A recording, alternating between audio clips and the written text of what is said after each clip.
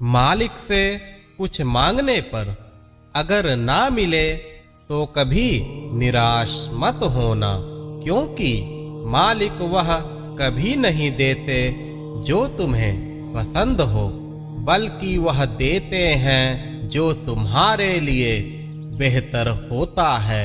मेरे बच्चे, तुम अगर ईश्वर के शरणागत हो तो हमेशा धैर्य रखो, उन पर अखंड विश्वास रखो। उन्हें यह अच्छी तरह पता होता है कि तुम्हारे लिए क्या उचित है और क्या अनुचित। ज्यादा से ज्यादा तुम अभी की सोच सकते हो कि अगर यह मिल जाता तो काफी अच्छा होता।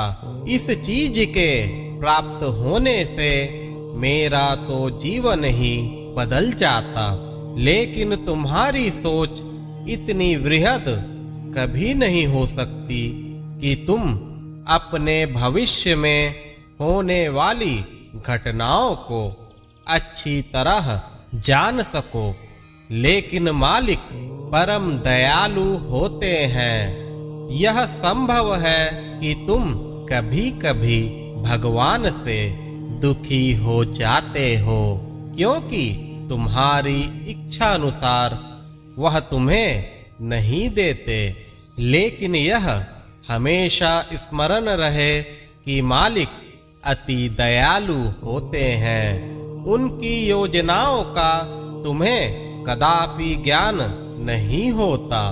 वह सिर्फ इस जन्म के लिए नहीं बल्कि आने वाले कई जन्मों की रूपरेखा तैयार कर रहे होते हैं। आने वाला समय तुम्हारे लिए कैसे सुखदाई हो, वह इस पर कार्य करते हैं। आने वाली विपत्तियों से कैसे तुम्हें दूर रखना है, वह इनकी योजना बनाते हैं।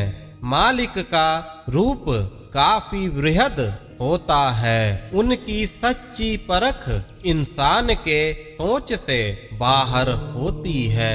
इतना अवश्य याद रखना, अगर मालिक ने तुम्हें अपनी शरण में लिया है और सच्चे मन से तुमने उनकी उपासना की है, तो तुम्हारा अहित कभी हो ही नहीं सकता। मेरे बच्चे, यह तो जीवन है और जीवन में सुख दुख आते जाते रहते हैं, लेकिन हमेशा धैर्य और हिम्मत से काम लेना चाहिए। मैं मानता हूँ कि कभी कभी दुखों की तीव्रता इतनी गंभीर हो जाती है कि दुख के भंवर में तुम खुद को डूबा डूबा महसूस करते हो।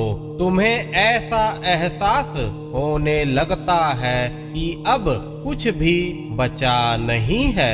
लेकिन इतना अवश्य याद रखना, कठिन से कठिन समय में ही तुम्हारी भक्ति की परीक्षा होती है। तुम मालिक के प्रति कितनी अधिक निष्ठा रखते हो, इस दुख के समय ही इसकी पहचान होती है। जो भक्त अत्यंत दुख में भी मालिक का साथ नहीं छोड़ता, मालिक उनका जीवन ही बदल देते हैं। मालिक के एक इशारे पर उनके जीवन में भरपूर खुशियों की सौगात आती है। उनकी भक्ति इतनी ज्यादा परिपक्व हो जाती है कि अत्यंत सुख में भी वो सुखी नहीं होते और अत्यंत दुख में भी वो दुखी नहीं होते। उन्हें मालिक से अभिन्नता प्राप्त हो जाती है। ऐसे भक्तों के मालिक भी दास बन जाते हैं। अपनी भक्ति को कभी भी कमजोर ना समझो। भक्ति में ऐसी शक्ति होती है जो तुम्हारे जन्मों जन्मों के कष्टों को समाप्त कर सकता है। श्रद्धा के साथ साथ हमेशा सबूरी बनाए रखो मेरे बच्चे। हमेशा खुश रहो। मेरा आशीर्वाद तुम्हारे साथ है।